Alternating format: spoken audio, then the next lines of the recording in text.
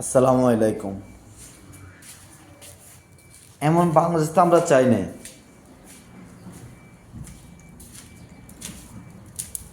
কে চেয়েছিল এমন বাংলাদেশ?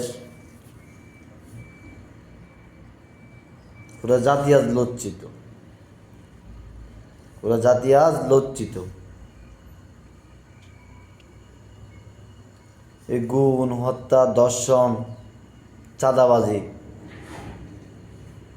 দিন দিন এগুলো বাড়তে আছে। কেন এগুলো কারা করতে আছে? দেশে কি আইন নেই?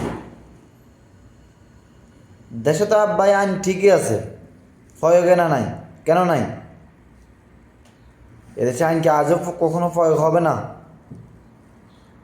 কিছুদিন আগে দেখলাম বাসের মধ্যে দর্শন, রাত্রে দেখলাম একটা স্বর্ণবিহারীকে প্রকাশ্যে মারতেছে, ব্যাংকে দেখলাম যাই প্রকাশ্যে কোপাকুপি করতেছে।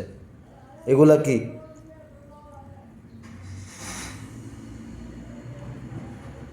সেনাবাহিনী পুলিশের কাছে দিলে শেষ, টাকা দিয়ে তারা 1 মাস পরে জামিন নিয়ে বের হয়ে যায়।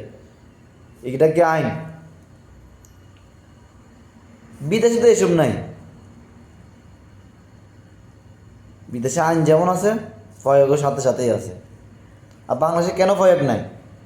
প্রয়োগটা থাকবে কতক্ষণ? এতে এমপির বাগিনা, চেয়ারম্যানের নাতি, অমুকের বাতি যে অমুকের তমক। আর অমুকের তমক সুদার সময় আসেনি, দেশটা তো বইরা দিছেন। অমুকের তমক করতে করতে দেশটা বইরা দিছেন। এটা হাফেজ মাইয়া, উনিও দর্শন। আর সাদাবাজি কথা তো শেষ নাই, কী কমো। ডক্টর ইউনূস স্যারের কাছে একটাই অনুরোধ, যদি পারেন 2-1টা বিচার প্রকাশ্যে করে যান। এ দেশ আপনাকে সারা জীবন মনে রাখবে।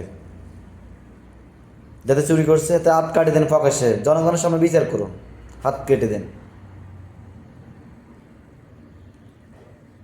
আর যে দর্শন করে তার লিঙ্গ কেটে দেন।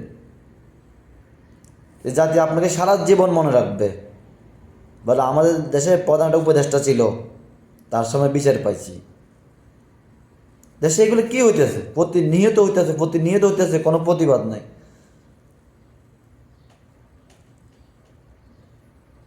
আজ ভিডিওটা দেখে ঘুমের থেকে উঠে নিজেকে ঠিক রাখতে পারলাম না। আন্দোলন তো করে লাভ হলো কেটা? আমি আজকে আন্দোলন করলাম, কালকে আন্দোলন করলাম, পরশু দিন মানে আমি এর নেতা, আমার পাতি যে দর্শন করলে কোনো সমস্যা নাই, আমার ভাই দর্শন করলে কোনো সমস্যা নাই। কারণ আমি হ্যাডা মিয়া। এই হ্যাডা মিয়া করতে করতে দেশটা বইরা দিছেন। আর হ্যাডা মিয়া করিয়েন না। দেশে আইন প্রয়োগ করুন। আজকে আপনার বোনটা দর্শন হলে আপনি কি করতেন? ঠিকই তো বিচার চাইতেন। আরেকজন যেন মাইয়া দর্শন হয়েছে, তাও নিজের বাতিজা, নিজের অমুক, নিজের বাগিনা, আত্মীয় লিঙ্ক লাগে, রক্ত লিঙ্ক লাগে, প্লাস আস্তে কেটে পড়ছেন। প্রয়োগ করেন, বিচার প্রয়োগ করেন। দেশটা এইভাবে চলতে পারে না। এটা ইসলামিক দেশ।